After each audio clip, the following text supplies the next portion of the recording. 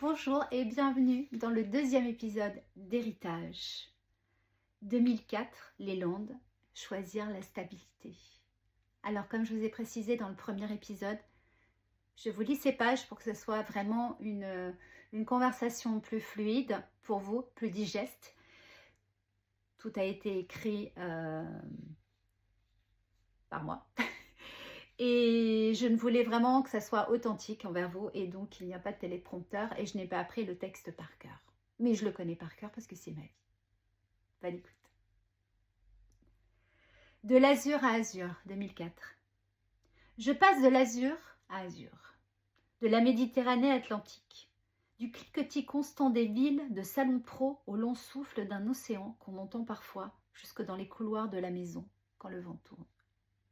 Lui habitait déjà ici, dans ce petit village, dont le nom ressemble en un clin d'œil du destin. Moi, je vivais encore sur la Côte d'Azur, le corps réglé sur le tempo des achats, d'écho, des repérages, des voyages, du sourcing.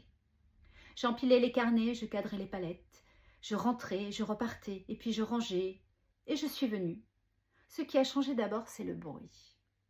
Ici, le silence a une épaisseur. La forêt parle bas, en continu, comme une présence qui veille. La lumière glisse autrement, moins blanche, plus dorée. Tout m'invitait à poser mes valises pour de bon, à descendre d'un cran, à m'installer. Très vite, nous avons parlé famille.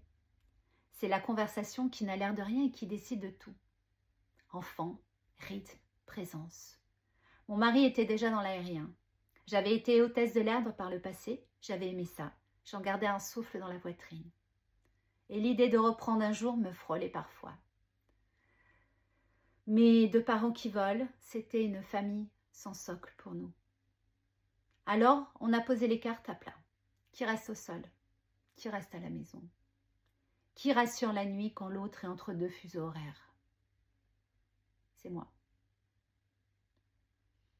Pas parce que j'aimais moins l'aérien, pas parce que je capitulais, parce que je choisis. Je choisis la stabilité, être là, tenir, installer une cadence. Je n'idéalise pas ce choix. Il pique encore parfois, quand un avion trace un trait blanc au-dessus des pins. Mais ce jour-là, j'ai décidé une chose simple et énorme. Je serai la présence. La maison d'Azur devient le point fixe. J'y découvre une autre géographie de la journée, moins de trajets, plus d'intervalles. Le matin, on a de la place, on a du temps. Le café a un goût. On croise les mêmes visages. On apprend les prénoms. Le temps se mesure autrement au mouvement des ombres sur le sol, à la marée de l'après-midi. D'un côté, je souffle, de l'autre, quelque chose me manque. Ce vortex des périodes de salon, ces décisions prises en 3 minutes, ce frisson quand on signe un bon de commande en disant « ça va être magnifique ». Alors, le soir, je réouvre mes carnets. Il y a un mot qui revient, un mot qui m'obsède sans me faire mal, Satine. C'est la ligne que je refuse de perdre. Je trace des colonnes comme on aligne des galets sur un appui de fenêtre. Si c'est une fille, si c'est une marque. Je me souviens très bien du moment où la deuxième colonne a pris le dessus. Par contre, l'idée d'une fille, elles viendront, mais par équité. Je ne voulais pas que l'une porte un prénom totem et que l'autre grandisse dans l'ombre d'une idée. Alors j'ai décidé, mes filles auront d'autres prénoms et Satine ira au monde. Je note des mots simples qui tenaient déjà le cœur de la marque sans que je le sache. Élégance, voyage, totem, discrétion, chuchotement. Je réécris trésor d'escale une deuxième fois, puis bijoux comme talisman, sans oser encore avouer que j'ai déjà un fétiche en tête, le dollar de sable de mon enfance. Dans les Landes, je n'ai pas de réseau, pas de père, pas de café d'entrepreneur au coin d'une place. Ce n'est pas une plainte, c'est une donnée. Alors je fais ce que j'ai à faire et ce que je sais faire, fabriquer du sens quand le cadre manque. Je dresse mes listes, matière, lin froissé, or vieilli, argent patiné, nacre, brun chaud. Ambiance, sable, vent doux, bruit des vagues. Ligne, chic, discret, confiance, geste soigné. Promesse, des bijoux comme des trésors d'escale. des éclats d'ailleurs, des talismans d'âme. Je n'ai pas encore les pierres, je n'ai pas encore les ateliers, mais j'ai la colonne vertébrale. Et je sais par expérience que la colonne vient avant les bras. Très vite, je tombe enceinte. L'expression est juste, on tombe enceinte comme on tombe dans la mer. Pleine, sans fond, avec cette panique joyeuse de ne plus sentir le sol. Les journées se réorganisent autour de cette présence de l'invisible. Je marche plus lentement, je respire autrement. Mon mari part, revient, repart. Je deviens cadence. Parfois c'est beau comme un dimanche d'août sans voiture, parfois c'est long comme un mois de novembre qui n'en finit pas. Je parle beaucoup à voix basse. Je crois que c'est là que j'ai appris à poser un texte pour l'oral, me parler doucement pour tenir. Je prépare la chambre de ma fille, pas une mise en scène, un cocon.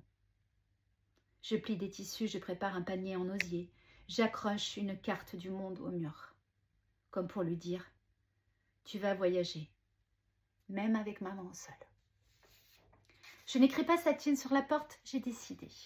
Le prénom totem ne sera pas donné à un enfant. Il ira à un projet. Mes filles n'auront pas à partager leur place avec une idée. Cette clarté-là me serre un peu le cœur, comme après un adieu nécessaire. Mais je suis fière de cette netteté. Je cherche un travail dans les environs, rien. Pas le bon moment, pas le bon profil, pas la bonne fenêtre. Alors j'ouvre la mienne. Internet, à ce moment-là, c'est une plage au petit matin, peu de monde, beaucoup d'horizons. On ne dit pas encore créatrice de contenu, on ne parle pas encore d'algorithme, on écrit, on poste, on répond. 2004-2005, j'ouvre un blog. C'est simple, presque naïf. Je montre un peu de déco, un peu de do-it-yourself, des gestes, des images qui apaisent. Je parle de ce qui me tient. Le goût juste, l'élégance silencieuse, la beauté qui rassure. Ça répond. Pas un raz-de-marée. Mieux, des personnes et des voix. Des commentaires comme des cartes postales. Je découvre le pouvoir de l'intime partagé. Parfois, des enseignes me proposent des bons d'achat contre un article. On m'invite à des soirées de blogueuses à Paris. Je ne peux pas monter. Bientôt 2 enfants en bas âge. Elles auront 14 mois d'écart. Et de toute façon, je n'ai jamais adoré poser. Je préfère raconter. Il m'arrive de regonfler la mémoire de l'aérien, de m'asseoir dehors au crépuscule, d'écouter un avion passer, de fermer les yeux. Remonter l'odeur particulière des cabines, le décollage qui plaque le dos au sol. Le dos au siège, pardon. La fierté silencieuse de tenir une ligne droite dans le désordre du monde. Je ne regrette pas, je respire avec. Être mère et tenir une maison, c'est un autre type de vol. Moins spectaculaire, plus constant. J'apprends à l'aimer. Le temps se retire, comme la marée à marée basse. Il faut trouver des interstices. 15 minutes claires pour écrire, 10 minutes pour ranger, 5 pour penser juste. C'est dans ces quarts d'heure que je comprends que Satine n'est pas un caprice, c'est mon outil pour tenir la ligne. Sans ce fil-là, je me serais dissoute dans le bien-faire du quotidien. Le soir, je liste. Si Satine devient une marque, quelle matière? Argent, or, vieilli, nacre, lin. Quel tempo, lent, soigné, tenu. Quelle promesse? Des bijoux comme des trésors d'escale, des éclats d'ailleurs, des talismans d'âme. Je n'ai pas encore de pierre, pas d'atelier. Mais j'ai un axe. Et l'axe, c'est déjà un chemin. L'histoire pourrait s'arrêter ici, l'image d'une femme qui tient et qui écrit quand elle peut. Mais la vie, aime les bifurcations.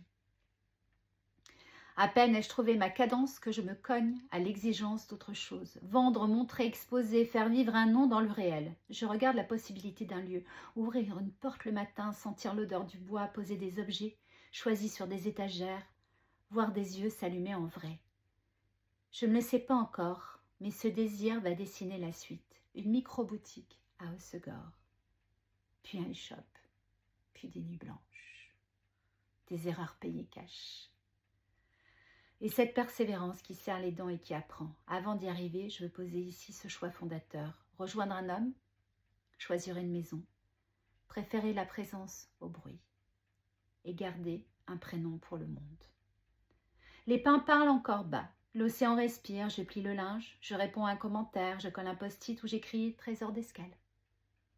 Je ne sais pas encore que quelques années plus tard, je prendrai l'avion vers Jaipur avec des dessins dans ma valise et toutes mes économies dans ma poche. J'ai juste que la graine est en terre et que je tiens la ligne.